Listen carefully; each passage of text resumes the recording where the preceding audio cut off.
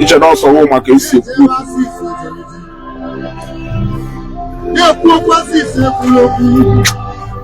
more anymore.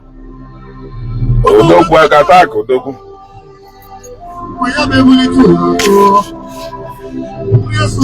Share this video. She did a chance. You drop other comment again. I block you off on this page. Okay, man is to up work it out. Okay, woman is to up work. Mind the woman a business. About business by you there. Mind your business. If any of my person, which one is his business? Every one he fe. The one he fe. You wear. You wear what every single thing my person was to carry on and you got him on social media. Can't tell business here. Mind your business. Tell me the one who business here. You decide the blue drone of Oliver. Is it your business or is it Matthias' business? Tell me business here. If I don't know if I want to can you tell business here? If we should mind our business, can you Matthias say at the man on social media? Every single thing on the men on social media is clearly people's business. It's clearly people's business. Yes. Why are you able on social media? Tico recording. No one watch come our business. Every single thing he made on social media is a record for you. Some of you can be Mazidibia, Nehugali, I'm a living in Nehugali, of what I have post Nando Federal Constituency, only a Joe woman. Or we for only a Joe, only a Zoom woman, na politics, Zoom woman. Ono happy for it. You can go Chile. No, you can go Chile. In Gimo State. Or without us out or gone. Those are people who will quality engagement on social media that took them to Federal House of Rep. Going after the ills government in a way. Matthias is not do cow problem yet. Also known every day. Now, first of all, for some of you say, why are you going to mix politics with religion? This is the only language. This kind of language can Matthias use.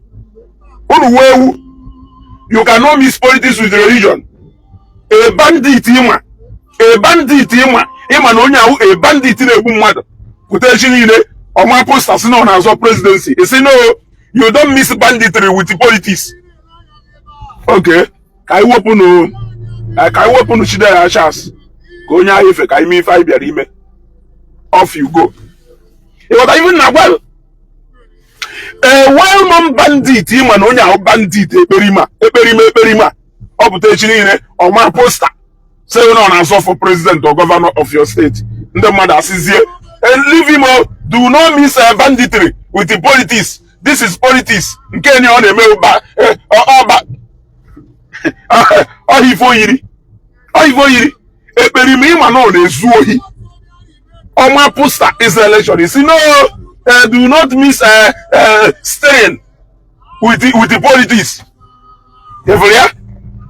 Your uncle, Ogo, no, threaten on now, Okwifulu, Ebu, Unu Bina, Unaye Binataba, Me Monalo, Unu Seba Wepo, Me Mechu, even a sin and nowhere wepo. Actually, no, my poster on as Ogovano. It's just area. You never do. It's na election to different from family. A man who win election, no we go automatic power. Oma hivyo yeme, wala no na assign to government. Adelo health center ba. You never do. Akwa isuku isi no na yebutu ekolo.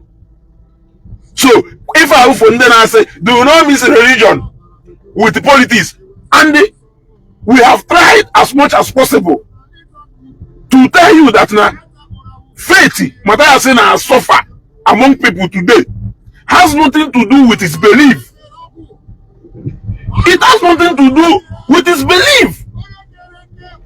A It has a lot to do with the conduct about that. Now, I have told people, for this religious ordinary practice, Matthias Abronya was the first person mepelu ordinary church anywhere. Onye ona wonye Nnewi jebe gosi ife today. Ilobe gosi ife no musu otoro Nnewi. Iwe ebe a ifuna gosi ife nwelu ebe ha na aka ụka there. Yes. Gosi ife nwere ebe ha na aka ụka there. Hey, ofu Mike Mada po.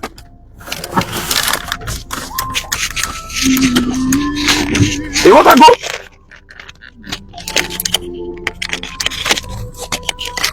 Yeah, that forget it. Okay, you can only if I jame. Only if I jame, man, don't carry me. The reason you can be a Christian. A good member of your family.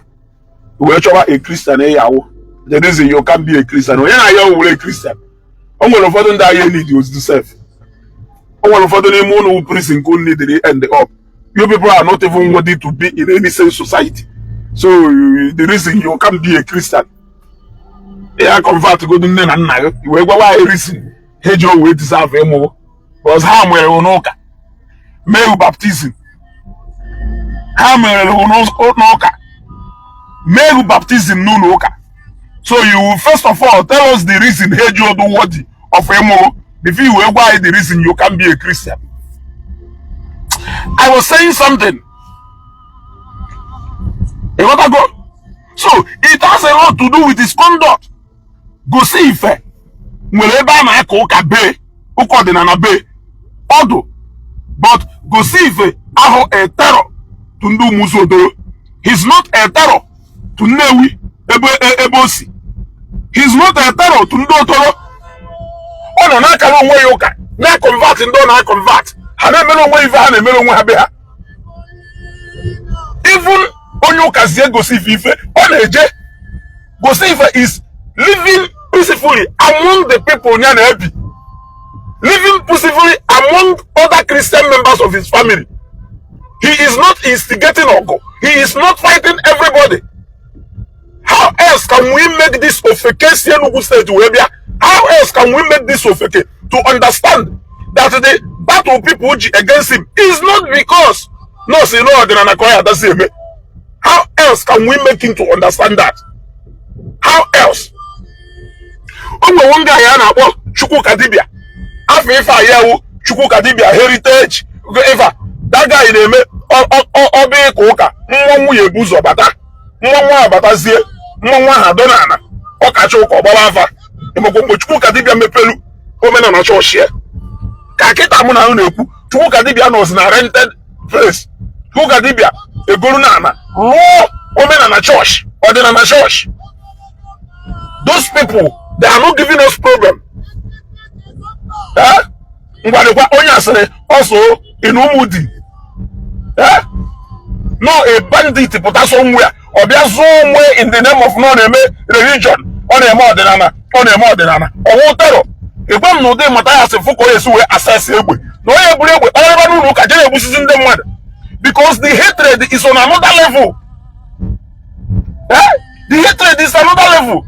Every single video on him, ono gamu, ono yamu, ono wehu, ono atoro, ono ifa, muono, tonda wawuno.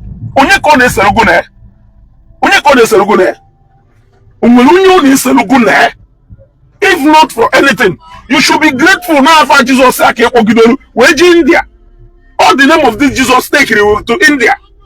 So he decided that nation seek in a way, do your evangelism peacefully. But people reason about how you do it, join all your own. Do it. Even before Manama, the Alonso Queen, before Malonia Mataya say, I'm going to go Makachuka Dibia. Ofado Bosoka, Abaye me for an enemy, on the chair, but I remain without fighting anybody. After all, when those are by with Oka, they did not even come with fight. Yes. When those are with all Ayoka by.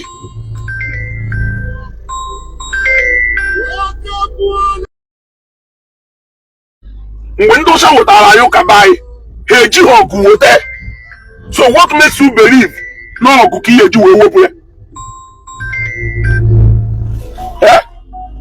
Can you make you believe? Even those are what are peacefully buy, near joke will appear. Can you listen to go there? You can see more videos. Now, and then I want on phone, you know, no matter now. Call like I interfere now with the program and now. I'm not using more than I washing now. Now, and they kid the Bugatti phone out to him. One phone, they don't have that, and I was a phone, it all Yana Kwasi phone. Hama go do me, I go do. You see? So, you go on a natural so causes on people. Then when people name me fire even before you came, they were not terror. I went to the one bar, Ejem the one bar, not when they say bye. No go see no quality, the one bar.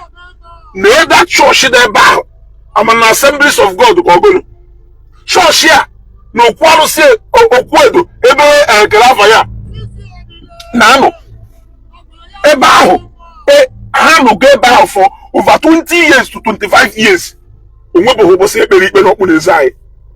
Obo se aye mi fe no kwalo se ndebi aba ya park moto park ya mani hu no ka. Obo se aye mi fe no ka. Ndebi anu no ka ya park ya mani hu anu se. Isi edo na eba na pastor enwe ife na sero ha duro wa na mwa. Onwe ife na eme na church for the just here. As a normal human being, this is empire. If I cool, okay, I'm a for your for my own call about that way, interrupt with it. But it's fine. May use another phone. You wanna go? Share this video.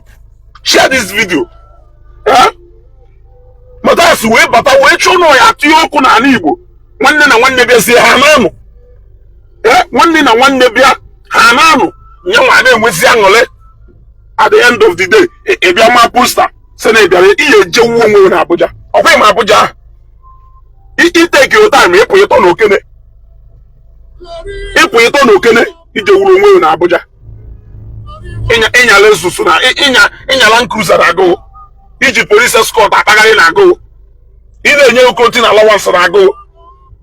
Mananda, you cannot respect them for once. Eh? Christmas. If you know,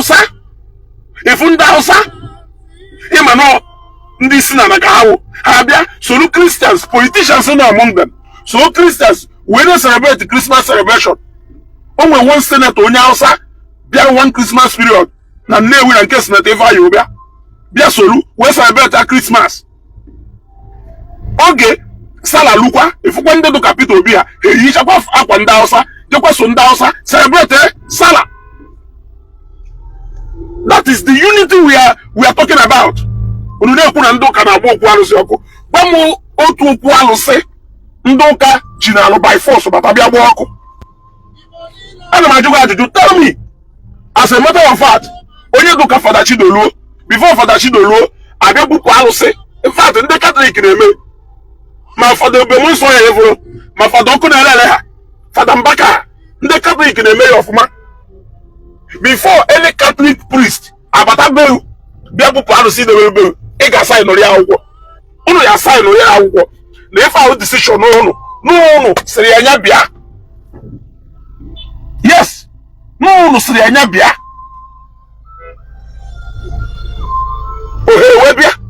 So, kelebu no sizi we na enweta that ifa na ndoka bia na ebusisi alụsị abataru n'okwa nya pastor no ka to kwado jere na nke akwa.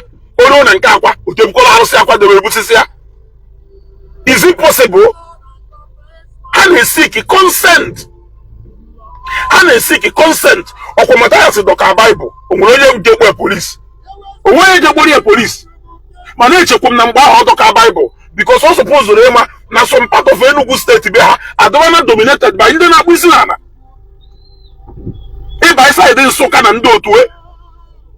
Over to some part of Ebonyi state, even some part of Imo state, Adubana mostly dominated within the Nakwisinana. So I was expecting no ya number Otokalo Bible, no Kadoka about the other book. And that's a Kuzeri lesson. Umuhu Kwalo say Ndoka Bupu na Nibo. Hey Bupu with consent of Wenebelasia. On a Mumulaka and Debutalos if you Kuzena Macho, Ia force one debe. Ia force debe. You can't force me. How can somebody come to your house? Malebo Kwalo Sagodo. Huh? Konego don't even know about. Huh? Somebody do like that. Mother and religion and politics. Na ha miss. When you get your question, there is one mama potozo. Wolu governorship ticket in your deri. The support you go win. Come on, deri ni na deri na politics no. We even dish na. Although Lutra, I am practicing humanity. Humanity I work because he wish I well. Onyo na wonyo ka wonyohi. Onwere nke osrego onyo ka bata beru, agwo bata beru. Go hapu agwo, chuonyo ka kuwo. He said now somebody do like this, a little instrument of power. No woman, very wicked human being. Obedient to very wicked and that very bitter human being. Obedient to very bitter. Sometimes the guy who him boji ado happy. Go on we even a saying a mother mahom. Even a selu mataya say go on a mataya nyako ye do if go on if no doka monkey. One boji adoka mad. As you will ego higher put na ho. On a tano man obala na agba na-ese. Go on in elu nwe ibubu na ato nwe amosu. E watch star wicked. Go on mbaka. Eba no self onyi I could not root on which on you don't come. Ebe yourself, only logo for the for the fee name on you to a what you want. When we say somebody salary, no, not practicing humanity. Do you know what humanity is all about? Humanity actually money one outside. Or show him money one Yoruba. Or show him money the joker. Or show him money the joker. If only Lonya ko Nyonya. Oshodi man are good adulated by blood.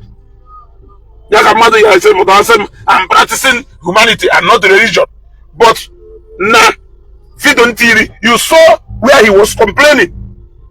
They will come to me, they will run my heart and money and sweating. What you who know? What a shahoria. In a Gozan Olivoy, Nemeva. Danda ya Mauchunu Nine. Danda ya Mauchunu Nine.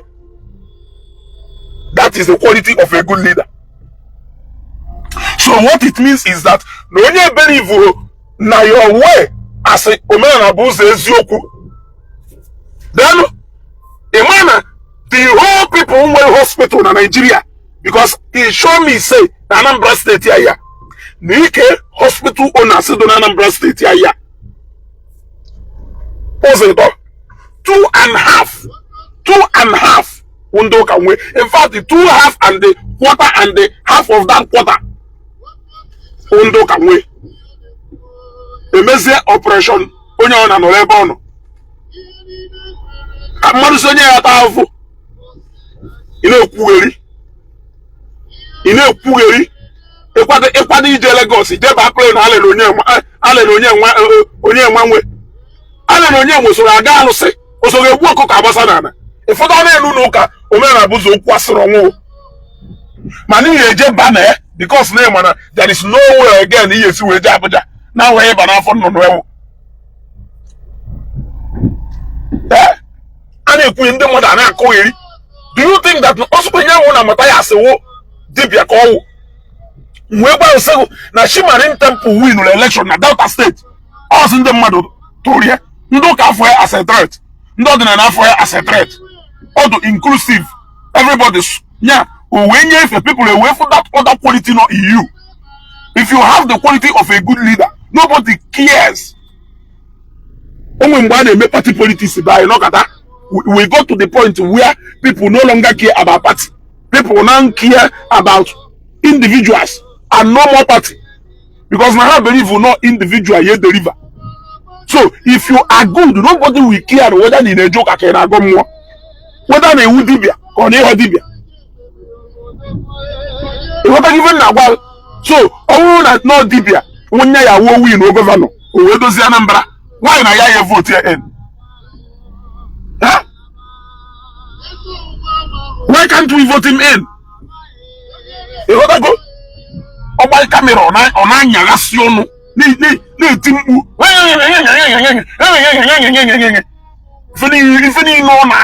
From beginning to end, no meaning. No meaning. Very timid and local human being. Very timid and local. Yeah? You need to go to the self. You need to go to expose. You need to go to Kakuzielu.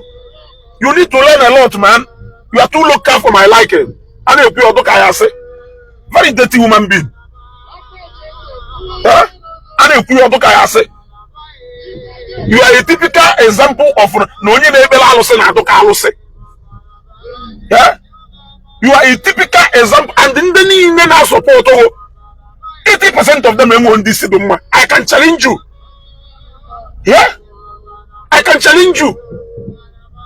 Many of them on this because no single human being will see your videos and not call you on phone to talk to you. No single human being. Papa no who Christian, Mama no who Christian, one day who Christian, woman no charity who Christian. In all every matter as I say, Nando Kayamu, in Orona,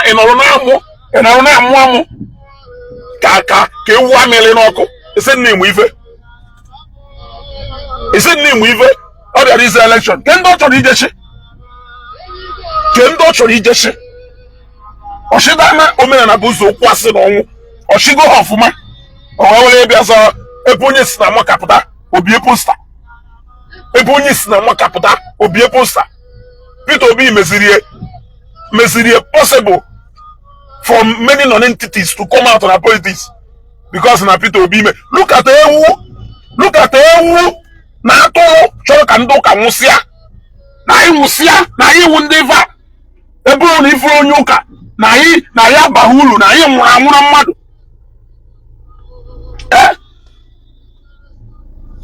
but picture Peter Obi Owodeti as image to push him. Peter Obi is a devoted Christian. He's a devoted Christian. Very much devoted. Owo na Peter Obi amona ebe ke ya Peter Obi nwo etisi achoka nwo ke party onyi ye abane we election. I nwere ike nweta mu PDP ticket n'ụwa. Ihe nweta ni APC ticket n'ụwa. E ma na egi ja so afia ya agwo. But no, because na only to Peter Obi, who is a Christian and the devoted one at that. All because of now somebody like that they may exist. He just party ticket in the APC. Just on the PDP. Just on the YPP self. Yes. Just on the Labour Party. You remember if you billionaire Godwin mmadụ ka asọchara ma na ebe a na-eje imego n'ife ayụbagafuru isheno share spray jezo party ha ị na-eje House of Rep ebe onye si na pụta ọma posta House of Rep isọdụ ka ije kanselọ ụmụ ọkpọka Ward 1 isọdụ ka ije zụọ kanselọ ụmụ ọkpọka Ward 1 ụmụ odogwu Ward 2 it's all do just all cancel. It's all do yourself, okay? So go to local government chairman. It's a gepota. You know, a copy of who face you. Jesus House of Rep. Kekuwa Helos, Hukuwa Lesos Nazo. Yanya Wumwe na convoy. Convoy yana go, Yanya Wumwe na convoy. Convoy go, they can be a development. Also my best. One got Ivia or Pala Gibu. Pala Gibu. He bill Helos. Bill Moto the Quadona Garage. It is I win.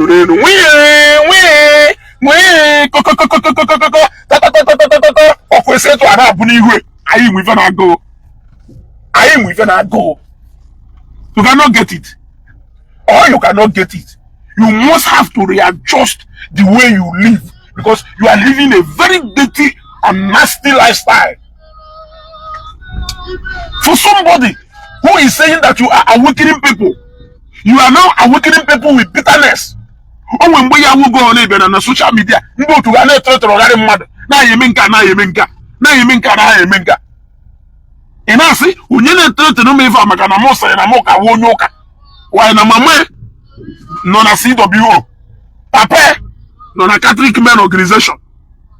Oh, when you go on my uncle yesterday night, when you go one name I know Kochuku.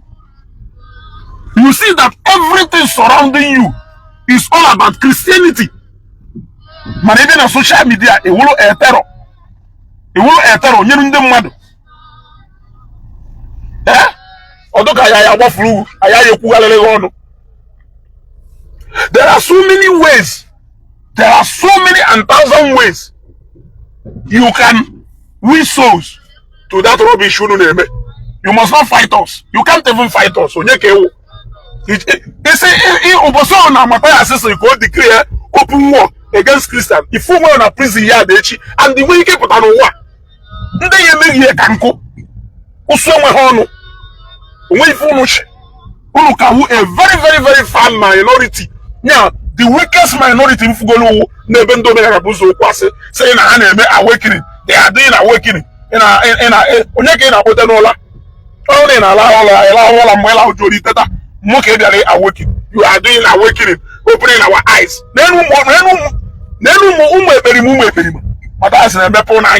Matthias is opening our eyes. He's opening our eyes. He's opening our eyes. He's doing awakening. He's doing awakening. Awakening Matthias in a misery who nothing mega don't even no consequences.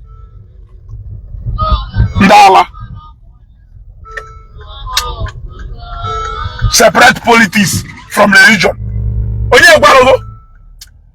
Separate Israel from politics now. Separate a bandit from politics. Hard issue. It is not what you have that you will give. Oh, we say house of rep. If you possessor, is it not what you have that you will give? Can you give what you don't have? Onye na bank. Break a bank, just zoo in a bank. You will see a guy on a day break it up. So hand is here you over Naka. Which does here. Is that what you are telling me? Eh? Bandit in a object or mother. Take a risk, brave. We get all mother. We take a risk of you demand the ransom. Take a risk of you collect ransom. Here will see a good community in Naka.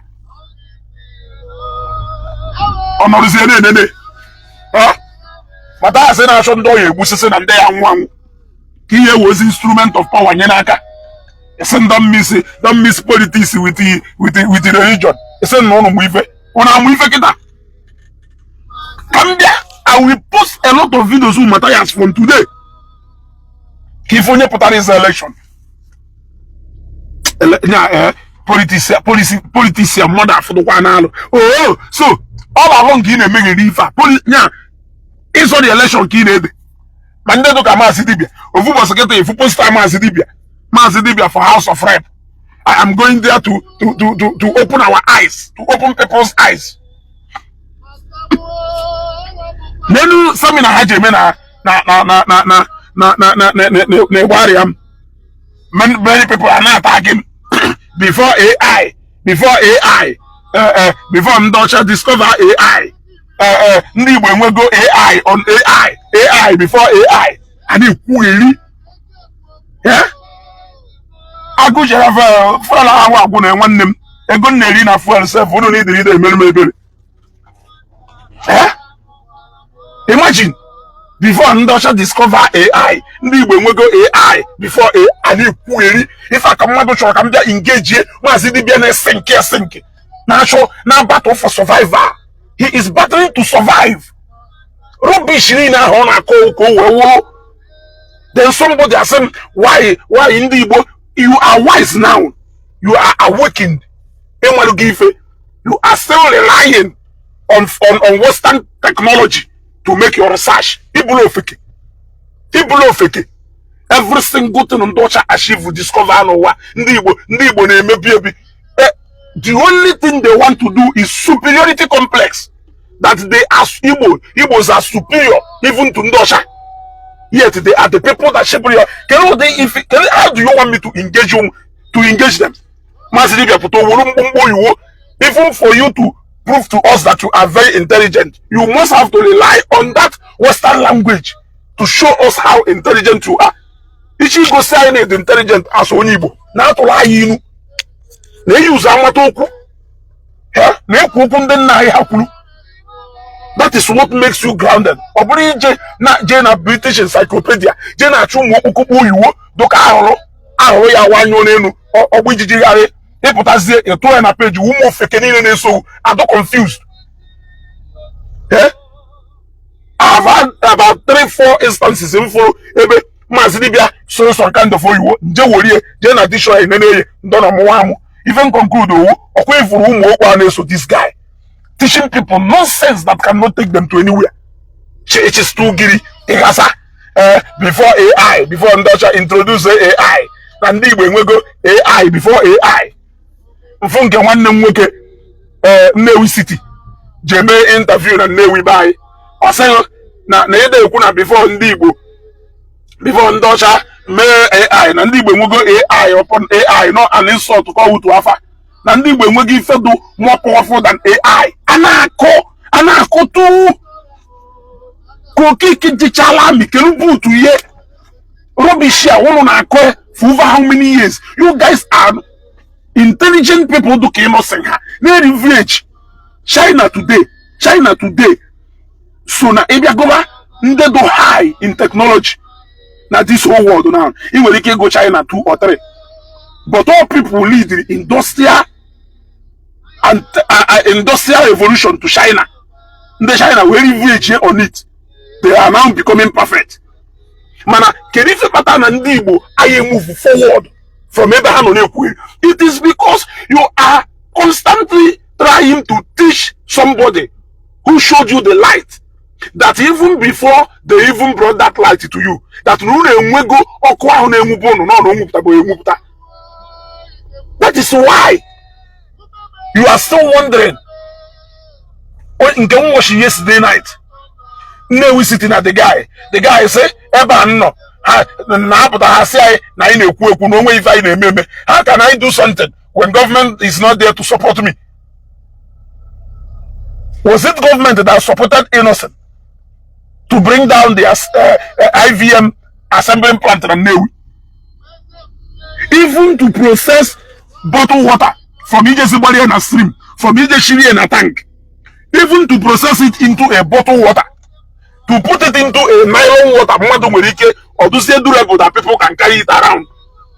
Do you need anywhere to bawa before you do it, or before you do something different, or government to support to them always?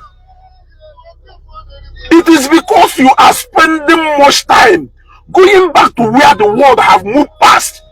In the China where you keep in the China mana science and technology and the ham on the Britain what are you bear? I'm on the British what are you bear?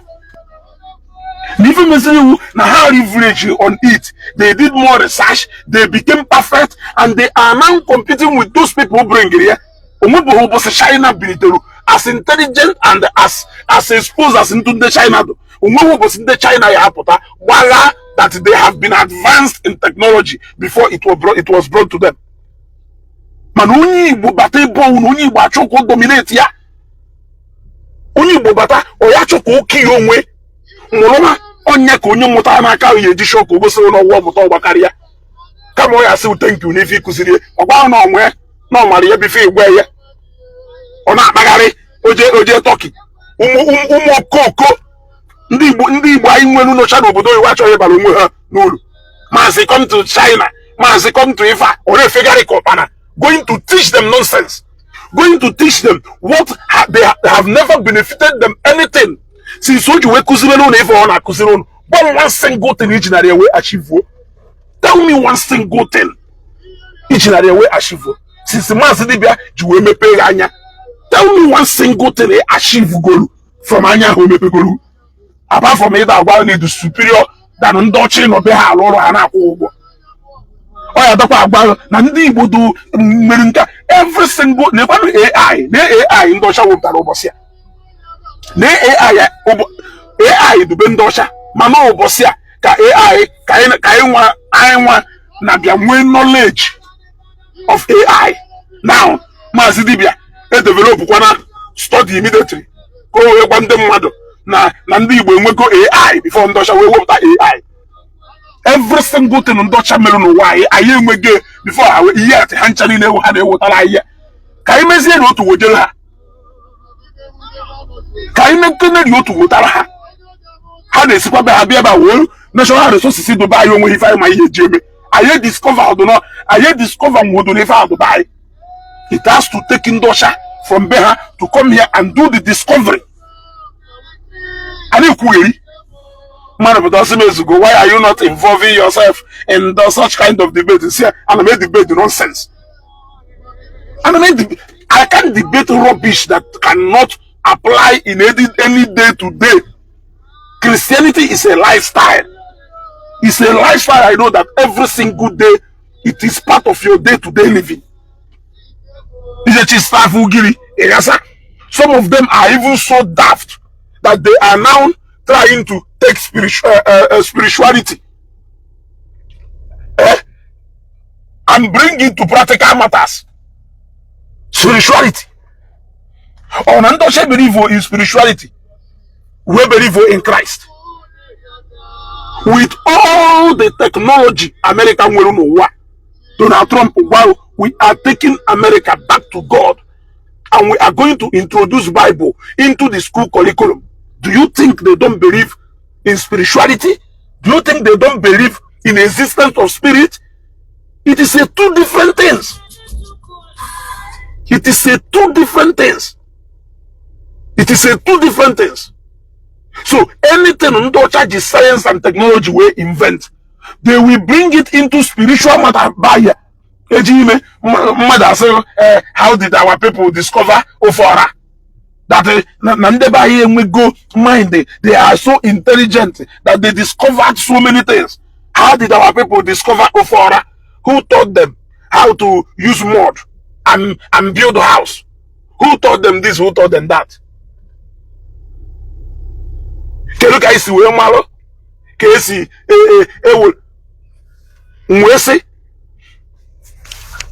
Sometimes are we this daft? Do you know what it means? Do you know what artificial intelligence is? Do you not know what artificial intelligence is? It is different from anything natural. And I have tried to tell them time without number that our ancestors and our forefathers lived on their natural intelligence. Natural intelligence. What is natural intelligence? Natural nature, how human beings and animals adapt to nature. But every single thing, science and technology, inventory, what artificial, how is it difficult? So when we can develop that knowledge, on the Bokunoku say, Beke Wabana, you might even Wabana buy, Abana Wano say. So it is still a mystery to us. It is still a mystery. So no matter how you try to unravel the mystery behind the discovery of science and technology, Bendosha, you can never find it, Mazibia. Isho wojene afugiri. Wojene afugiri. Wojene whatever thing wojiri. Okawu ahola anyuru nenu. Oba ijijigare. Okawu ahola anyuru nenu oba ijijigare. If you are imagining how no one and the buyer invent even, no one and the buyer discover even, how did they structure their waja we always tell you, our forefathers were able to structure 5 food from cassava. They were able to build their own houses with mud. ọkwa na anọ ụbọchị ya anọ na Nnewi nnụnụ nwanụ na-eme ofepụ oje tato isi ọbịa n'isi window toilet m drop wee ofepụ oje tato ife ọbịa n'isi window toilet m drop wee kedu ife nnụnụ ahụ na-achọ ime ọ na-achọ ịkụ akwụ ebe ọ yi akwa ọ bụrụ na nnụnụ ahụ mmadụ nwere ike ijenwu wụta ife jee ebe dị isolated ọ chọrọ ka ụmụ ya dị safe ruo ebe ahụ yi akwa zụọ ụmụ ya ahụ zụchasịa ụmụ ya ahụ mmanụ exact time ụmụazị azụ wee du n'oke for them to go into the wild ọkpọrọ ha pụọ ọrụ na animal ọrụ na pusu nwere ike ide eme ogbuana onyụọ nsị kpochie ya kere onye gwara nyere ya that intelligence could pusu ọwụ mmadụ pussycat ọwụ mmadụ ọwụ na nkịta ma how many months o nwere ike ibu afọ ime before we buy into labor and ọnwụ nwa ọlachaba nwa preserve nwa kere onye na-enye animals instinct i protect their loved ones. Ana m ajụrụ ajụjụ kere onye nyere ewu na ọ ya ada ata akpụ na-ata akwụkwọ ọjị mana na ọ ya ada eri rice ọ ya ada aṅụ fanta kere onye merụ na nkụta ya ada eri nri niile mmadụ na-eri kere onye gosiri nnụnụ nri ọ na-eri ka onye merụ na ewi na-ebi n'ala ka onye merụ na agụ ya ebi n'ime ọfịa the structural agụ the kind of food ọ ya ada eri. These are the kind of sense ọ na-achọghị inwe. Kele onye kụziri ha how to ntụ ha si akpa akwụ kele onye gbara anwụ ntụ o si akpa akwụ ebe ahụ na-adụ kele onye gosiri anwụ kele onye na-agwa ya how far onye merụ na ego ya dị anụ na mountain which intelligence ka ha ji wee mee ka onye merụ na agwọ ya dị ebi n'ala. Anyị kwugheri our forefathers simply adopted to their natural instinct how nature created man. How nature created man. Nothing, anything to special about that. Anything to special about that. Our people leverage is here on science and technology. Analysis noodles. And upper boy is rice. Then what is rice? Upper boy is rice. Rice in another way. And we see so many ways they say I prepare yam. All those ones was artificial something due to our exposition. We are now beginning. Look, and I'm even telling these people, oh look at me Igbo. Ndocha is go from the reason pattern and war gonna Iran or affect Nigeria and war gonna America or affect in Nigeria is because the world is now living in a global community. It's a global village now. Even we get our world economy. There is now nothing like Nigerian economy. And will world economy. Because if I'm in America or affect Nigeria, due to the economy interconnected, and they also America, they cannot live in isolation. Yes, onya patana ache tawa country gafu enya economic sanction. Una tafu na nyocha. So whoever that is giving them this Igbo something, we can develop on our own. You can only leverage. There are things you leverage on other people's intelligent capacity for you to develop. If you don't have that mindset, you will not go anywhere. Only that go ticket or na rubbish. How many of those things on develop? Is he not that smart enough? Na oje Ferrari plane apagari nya wori we Lawful Research Institute. Look at Dr. Godwin Umadoka obubatana this research institute we can never go back again. We must have to be going forward instead of that import motor. Innocence, I can actually assemble this motor in Nigeria here. Those are the kind of innovation we call it now innovation. And the innovation is creating something out of something that is already existing. So whatever thing can, in fact, I can say I have more discovery now. This is difficult to discover. If I remember innovation you move from this technology to the next technology. And you are able to move from this one to this one because now we go already existing one. Ndị Igbo nwere nka ikwu okwu library. Ha sị na the first library existed in Umushu. With mbisi ọkparụ. Ha sị na mgbe a nụrụ agha na ndị Igbo lụrụ Ogbunigwe ka ndị Igbo si wee lụọ Ogbunigwe. Jụọ nna gị nọ ndụ. Jụọ ya nụnụ ebe iwu elu. Ịmụọ na our engineers and our soldiers in the Nigerian army and in the Air Force. Now so many of them retire back to the east. When you're in the Bayaka, when they train on how to build those things. How many you what if do to not capable of exploding? No for the name how my chemistry, my physics, my group of engineers, they came together. Nathan and Igbo. For them on a military resign or better. When you're in the Bayaka,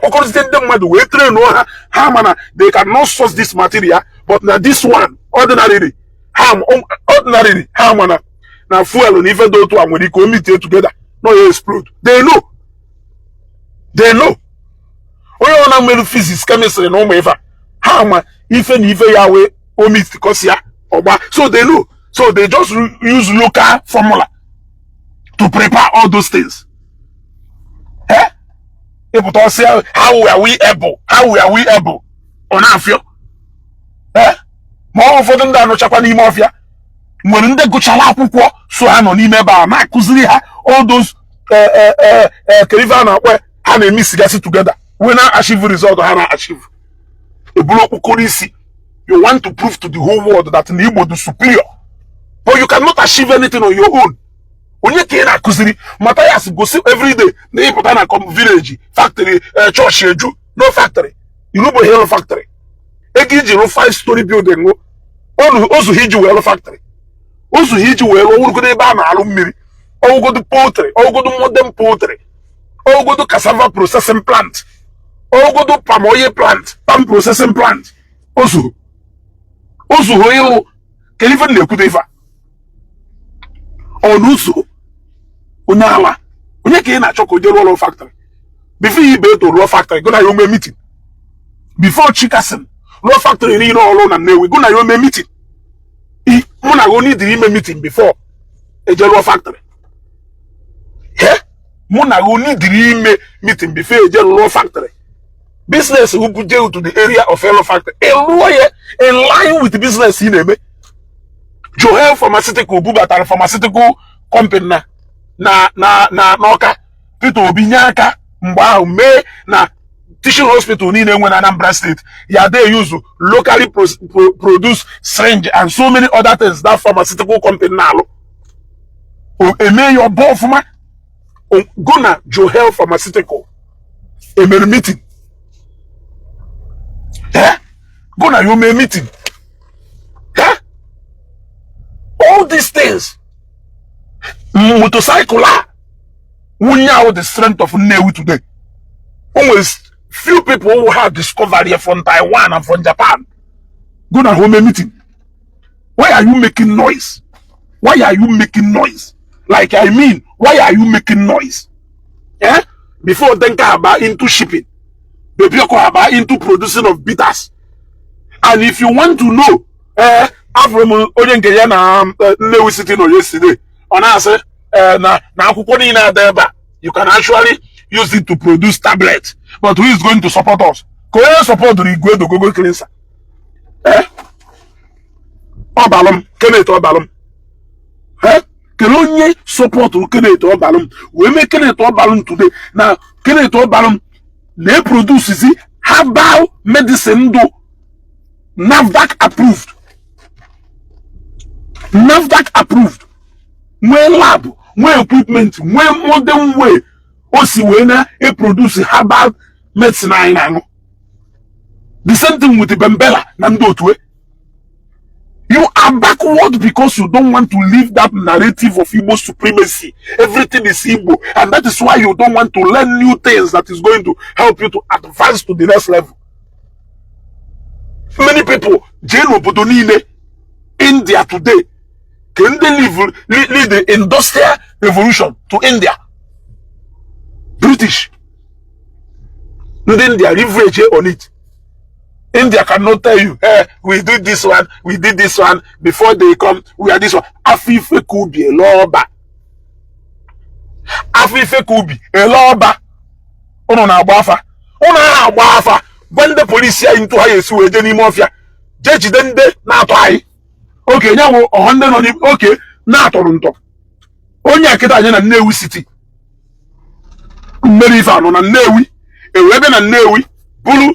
Nwoke na-ele ọgwụ n'ime afịa buru onye na-akọpụ shuttle bus buru nwatakịrị nwa Oraifite na-ejere onwe bukọrọ ha ncha niile ejedewe onye nke na-ele ọgwụ akwụọ n'ụgwọ aka jide mana ị na-agba afa na Nnewi esere na ya ajụ afa si afa na ife dị otu a na ife dị otu a that is anakọ rubbish ife niile akwụkwọnụ ka e wee were na compare modern technology western technology. Okay, why na iji ha afụ gịrị ya don afa kele ebe nnanyelu nọ nnanyelu ahụ kwa na-ese nnanyelu ka anyị na-ajụ kele na ebe maka maapụ kwa ndị ọcha gosiri anyị maapụ so ugiri ihe ahụ maapụ according to ndị isi ekwu oke ngwa gaa left anyị gaa left ugiri anyị agago left ngwa gaa right ngwa gaa left ilidigido ndị mmadụ tu ebe nnanyelu nọ na ikwugheri na ndị ọcha wepụta technology that can be able to track the most effective one. Ya ka Harrison Gwamnishu na-use on how to successful ebe ni no use go here. Tested and trusted. Why can't you leverage on the already existing one? Ina asema afu giri. Ugiri. Ejo ya ne. Na ndị Igbo unu need ga melu na ebelo all this evil on we want to discover who you are. Ogo onye wu in this 21st century. Let me tell you, onye wu in this 21st century onwe ife ozi nwere ike ịrụ n'ụwa nwere ike ịbụ ngwa afịa si America or si China bata here na ụgbọ ụgbọ mmiri o nwere ike ịrụzi another type of ụgbọ mmiri onwe ozi nwere ike ịrụ karịrị cargo plane. Yes, look another type of cargo plane. Is it a innovation? Moving from this one to another one, from this one to another one, from this one to another one. Okay, even this computer I use today. First computer I able to accord, second one I able to accord, third generation. It will make it load to the level where I can now carry my computer with different version. No, na moto man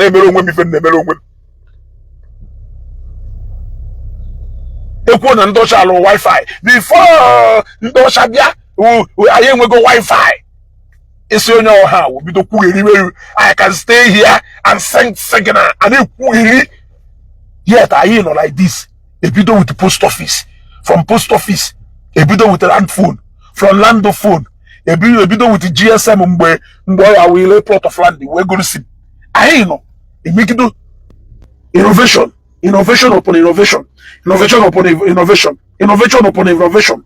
We go to the level where Mazidibia can now carry his phone and talk nonsense.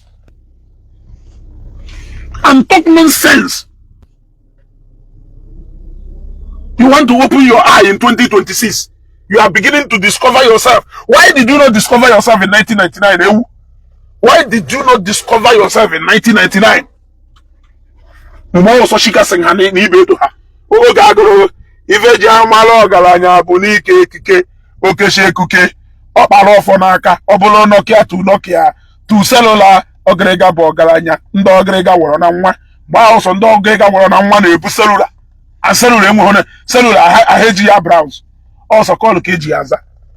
Open Mazibaye, open Mazibaye, Nduka Zinkuha. Eh?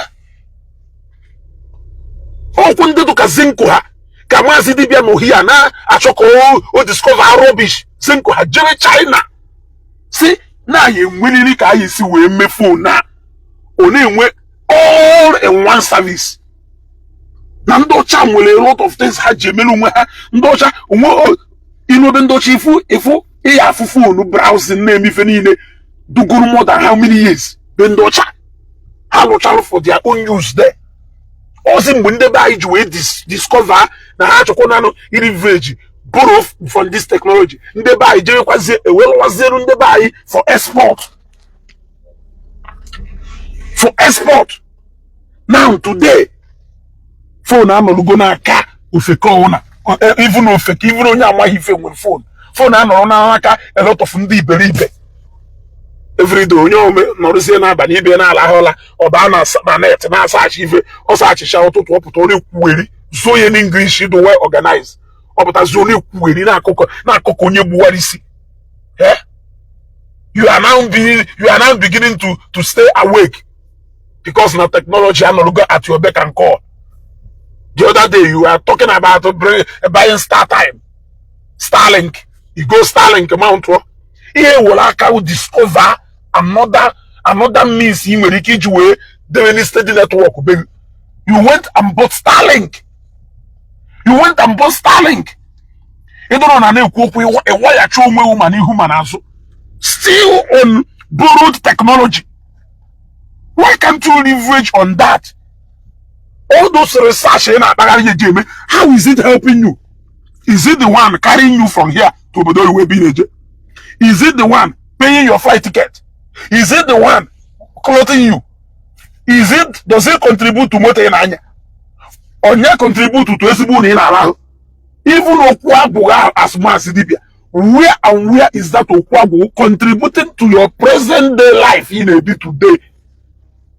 Okwabu Nanando. Obodo, no how long? No shall say how long. But there are necessary things in the Melu called at your beck and call. You cannot survive without that. You are even staying Obodo whereby communicating home as if in Nigeria because of that Western technology. You want to come today, you want to start compelling your intelligence with Nkendocha. Ancestors in our ancestors, the ancestors are according the ancestors have you ever Mr. Etymology? Have you ever find out the etymology meaning of Beke Wabala? Go and find out the etymology meaning of Beke Wabala.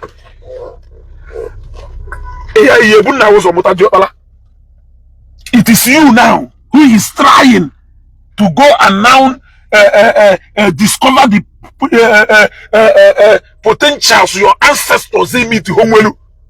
You are still even in this present day of technology, you are still unable to explore anything. You are still unable to invent anything. Yes. You are still unable to invent anything. So how handicapped you do today? We compare during the Stone Age era, 200 years ago, 150 years ago. How difficult can life follow? 1980 something to 1990 something. You are now comparing yourself. I can bet you every single documentary in Welu about Nigeria today, about Anibo today, apart from Nke Nakolonna, every other research is based on even Dutch. When I say no go 80 years. I say an European expert, Mr. Navarro, see, it has to take a foreigner to come to Nigeria to come and give you the history of your place. All those rubbish in the jago,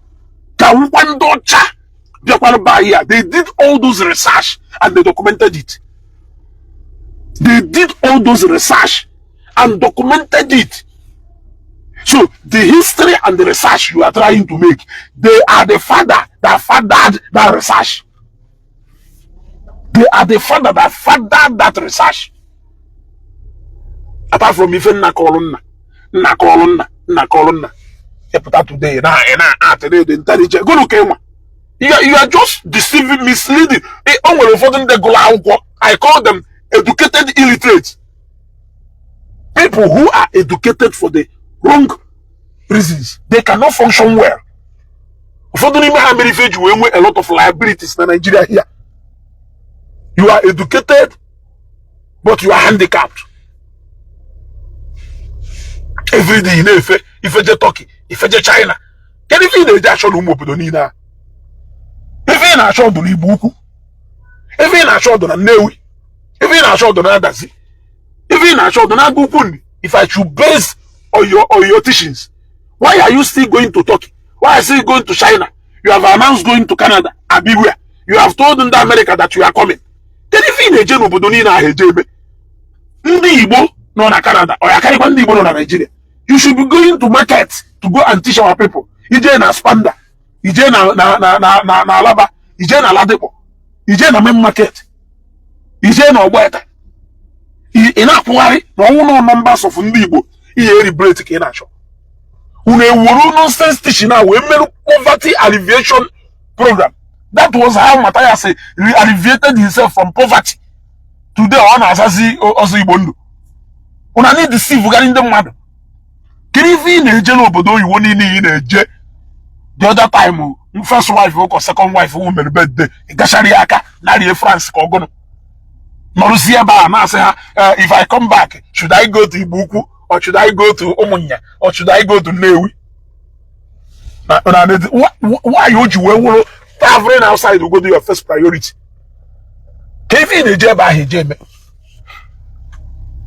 A na-ekwugheri. Make that your research based on what Ndoche guy more than enough. China learned technology from USA in early 70s, 80s, and 90s. After Chinese graduate in China University, they will go to USA and start from 100 level. Thank you very much. Today, the China leverage go on that technology. Where will you build what capacity within themselves? But even the Igbo, today, you are still digging from the foundation. You are still telling us how intelligent and how exposed our forefathers are. What of you? If you are still handicapped in this present day of science and technology, how much more your father? How much more your great grandfathers who lived in the Stone Age era? Fast forward to today, science and technology, I can practically stay here and make a research. You are still handicapped. You are still unable to be, you are still unable to discover even another alternative to pen.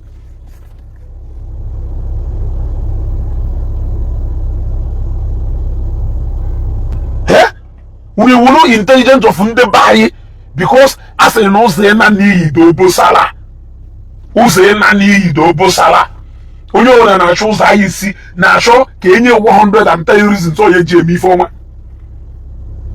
110 reasons onye ka motivational speaker say before Ndebai shopota na the motivational speakers ji opola ayi wela akpala ego. Today ana motivate kwa ndị mmadụ. Ana motivate kwa ndị mmadụ. Confront nonsense, but I think we are back again because Agba Huzo with Mba Oheshi. When I need deceive regarding them one today, Masidibia, tell me one single thing every day on social media. You discover the potential of the equilibrium and the archival of the Morestes Tarantorum.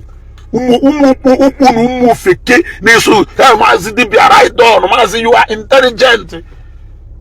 Yeah, Mazi, you are intelligent. During the time of our ancestors, the exteriorities of the Kafaris encroachment has now metamorphosed into the negative the akairosis. That is why when I want to talk, I will tell you the etymology of the carapolisis into the metamorphosis of the osmodum. Hey! You caress the ecolysis, then you dissect it properly. Physics, a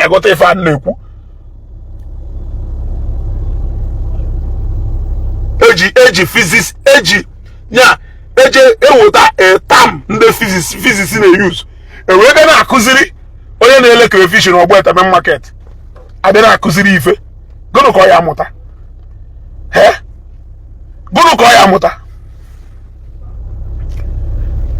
Can not you know?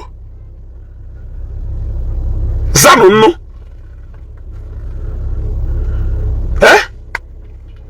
Shelulu. A second.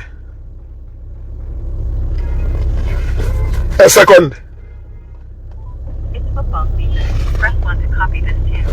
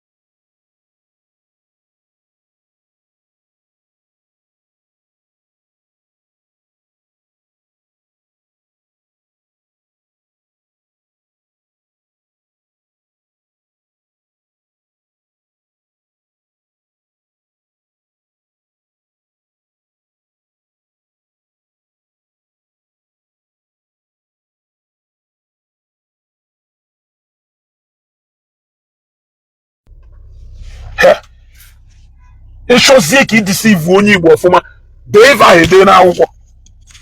Did they hear now? If all in a was here, Koya Dano. You will use English, we could say, or English, here, the light of Africa. You went with her. Or English, here, the light of Africa, you went with her. Yeah. Or English, go. Yeah. You want to go back to your own ways in this 21st century. In 2026. I want to go back to the ways of my fathers. Who goes back? Even your own father. There are so many ways of his he will not want you to go back to. I want to go back to the ways of my father. Papa is good. You want to go back to the ways of your father. Papa will bandit. You want to go back to the ways of your father. Yeah? Good ways, not all the ways. You can't go back to the ways of your ancestors. You cannot survive there. You cannot survive there. That's why so many of them did not live to see even today. Things were very difficult and rough for them. Yes. It wasn't rosy then. That's why when they saw new things, when they saw new and easiest ways of doing things, they said, hey, Nanda Wawala. Mananda, now before Mirobia, Nanda Bayi going to us in the new, the first mirror go say, Osota. The first time I have full on where it had Osota. What if one your cha to your chabala? Today, the buy na try kwa. Man who fake cannot even appreciate good things. Today, only boy atosa engine machine. Ujeho university. No so kona kusiri o ya atosa engine machine. Bosa say assemble we. Toss engine motor. Bosa assemble we. They cannot see that our people are picking up. They cannot see that our people are picking up. Today, those days one daughter or Mercedes unwe problem ibuje na Leventis company. BMW unwe problem ibuje ko Sharis. Eto akosi we to then. But today, mechanic na aluzi Mercedes no na asube. Mechanic na alu Toyota no na asube. They have not seen that we are advancing. Can't end the forever. We'll come back again.